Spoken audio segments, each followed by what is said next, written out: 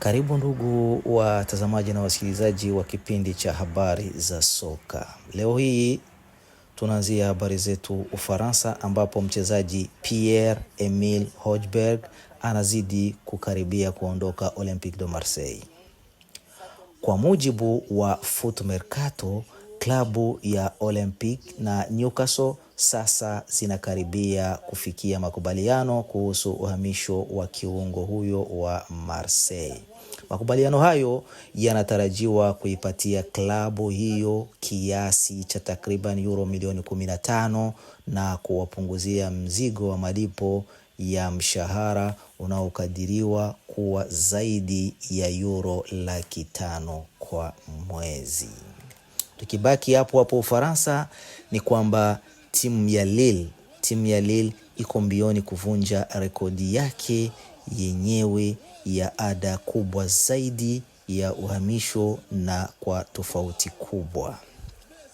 Kufuatia kuondoka kwa Nicolas Pepe kwenda Arsenal kwa euro milioni 80 mwaka wa 2019, klabu hiyo ya kaskazini mwa Ufaransa inatarajiwa kumuuza kinda wake mwenye kipaji Ayoub Bouadi, ambaye alionyesha kiwango bora katika kombe la dunia akiwa na Morocco. Mchezaji huyo anawindwa na timu ya Manchester City. Tuwakumbushe pia kuwa mchezaji huyo ana umri wa miaka 18 na aliweza kucheza mechi 30 kwenye ligi kuu Ufaransa, Ligue 1, msimu wa mwaka 2025 kuelekea mwaka 2026. Kwa kiasi gani? Kwa mujibu wa gazeti la kila siku ambalo ni AS, klabu hiyo ya Manchester City inaandaa ofa ya karibu euro milioni 130 ili kupata makubaliano na timu hiyo ya Lille, huku mchezaji mwenyewe tayari akiwa ametoa ruhusa ya kuhamia Uingereza. Hii ni kiasi ambacho itakuwa vigumu kwa klabu hiyo ya kaskazini mwa Ufaransa kukikataa.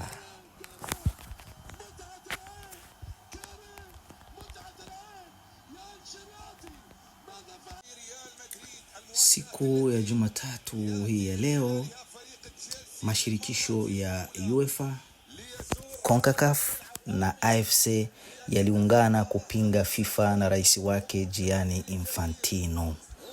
Katika barua ya wazi iliyoelekezwa kwa familia ya soka, mashirikisho hayo matatu yalilaani mbinu za shirikisho hilo la kimataifa kufuatia mpango ulioshindikana wa kuanzisha chombo cha biashara ambacho lengo lake miongoni mwa mambo mengine lilikuwa kuuza hisa katika kombe la dunia. Bila kumtaja Infantino moja kwa moja, Alexander Seferin na wenzake walisisitiza kuwa soka si mali ya mtu binafsi au taasisi yoyote. Waliongeza kusema uongozi katika soka si milki binafsi. Swala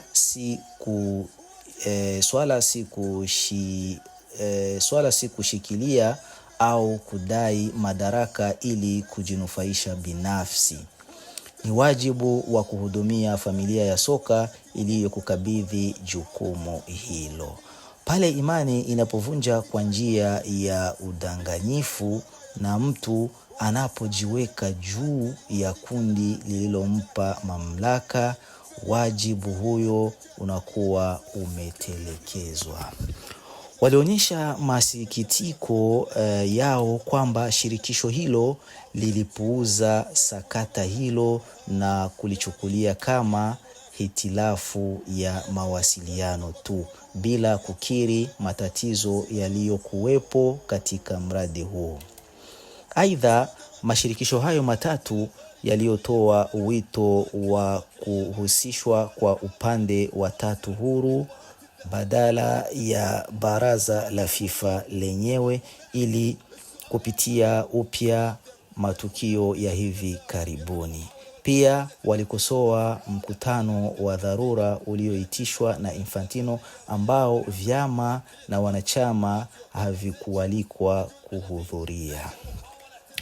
Nguvu ya soka siku zote imetokana na umoja wake, walihitimisha, huku wakitoa wito wa kuwa na uongozi unaolihudumia soka badala ya uongozi unaotaka kulidhibiti.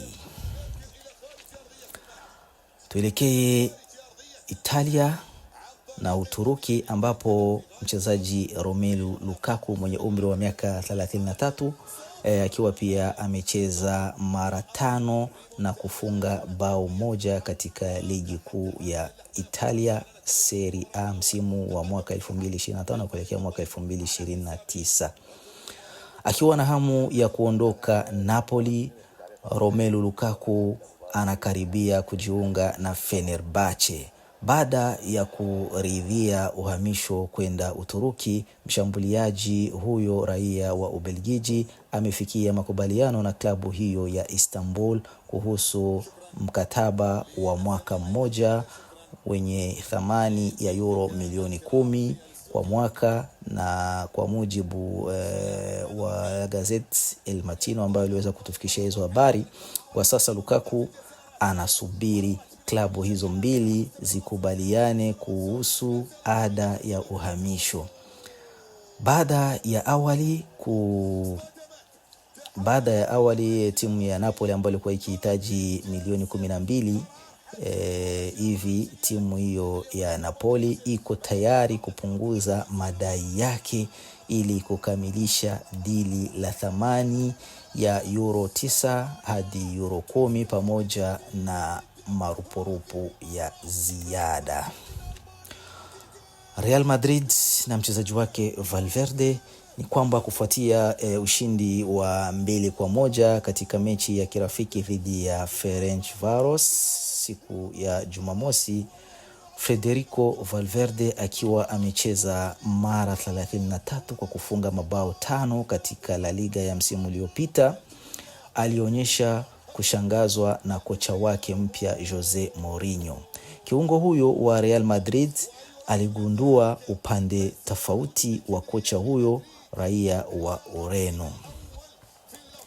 Ni nini kilichonishangaza zaidi kumhusu? Ukweli kwamba yuko karibu sana na wachezaji, alijibu mchezaji huyo wa Uruguay.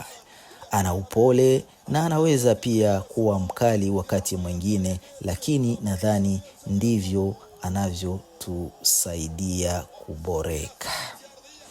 Napenda jinsi anavyotuchukulia na jinsi anavyonichukulia mimi. Kanuni mpya ambazo Jose Mourinho aliweza kuzileta msimu huyu kwenye timu ya Real Madrid zinaonekana na kufaa kikosi hicho.